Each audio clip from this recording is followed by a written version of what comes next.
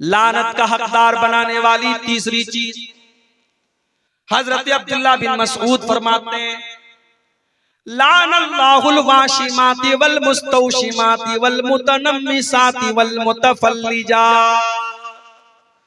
अल्लाह की लानत हो ऐसी औरतों के ऊपर जो टैटू बनवाती है, ऐसी औरतों के ऊपर जो टैटू बनाती है, और ऐसी औरतों के ऊपर जो टैटू बनवाती है।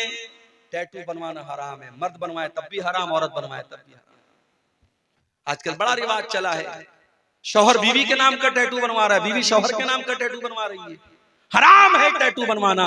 अल्लाह के नबी ने कहा, गुदना गुदवाने वाले पर और टैटू बनवाने वाले पर अल्लाह की लानत।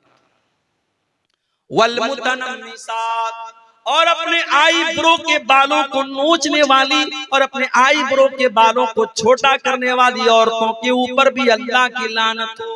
हाँ, अगर किसी औरत का आईब्रो नॉर्मल से ज्यादा है, जो बाल औरत को नॉर्मल औरतों से ज्यादा है, उस बाल को रिमूव किया जा सकता है। जैसे बाज औरतों के चेहरे पर कुछ दाढ़ी वाड़ी के पास बाल आ जाते, उसको वो रिमूव कर सकती है।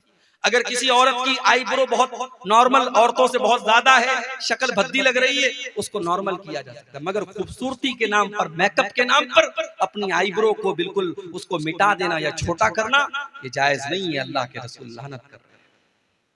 अब्दुल्ला बिन मसूद कहते हैं, अल्लाह की लानत तो ऐसी औरतों के ऊपर जो आईब्रो के बालों को नोचती हैं, वल मुतफल्लिजात, और अल्लाह की लानत तो ऐसी औरतों के ऊपर जो अपने बालों के बीच में गैपिंग करवाती हैं।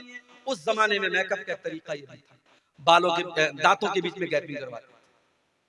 लेकिन आज दांतों के बीच में गैपिंग तो नहीं होती है। हाँ, कुछ लड़कियों के या औरतों के दांत जो हैं थोड़े टेढ़े होते हैं, बाहर की तरफ निकले होते हैं, तो उसको डेंटिस्ट के जरिए सीधा करवाया जा सकता है, क्योंकि वो भद्दा लगता है, वो नॉर्मल नहीं है। तो जो चीजें नॉर्मल नहीं है उसको ठीक किया जा सकता है, लेकिन नॉर्मल को बिगाड़ करके एब नॉर्मल करना ये सही नहीं।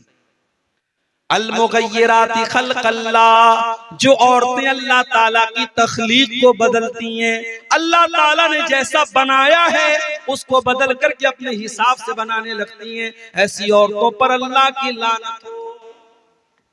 ये किसने बयान किया? अब्दुल्ला बिन मसूद, बहुत बड़े सहाबी अब्दुल्ला बिन मसूद। जब उन्होंने ये बात बयान की, एक औरत थी कबीले बनु असद की, उसका नाम था उम्मे याकूब। उस औरत को पता चला कि अब्दुल्ला बिन मसूद ऐसी ऐसी बातें कर रहे हैं। वो अब्दुल्ला बिन मसूद के घर आती है और कहती है, बलगनी अन्नका लानत कईता बकईता, ऐ अब्दुल्ला, मुझे पता चला है कि आप ऐसी ऐसी औरतों का नाम लेकर के लानत कर रहे हैं। हजरत अब्दुल्ला ने फरमाया, बिल्कुल सही सुना है तुमने, मैं आज भी लानत करता हूँ, और मैं लानत क्यों न करूं जिसके ऊपर अल्लाह के रसूल ने लानत की है और जिसका जिक्र अल्लाह ने अपनी किताब में, कुरान में किया है। ओ मेरी प्यारी माँ बहनों, अब जरा गौर से सुनना, मैं जो बात बयान करने जा रहा हूँ।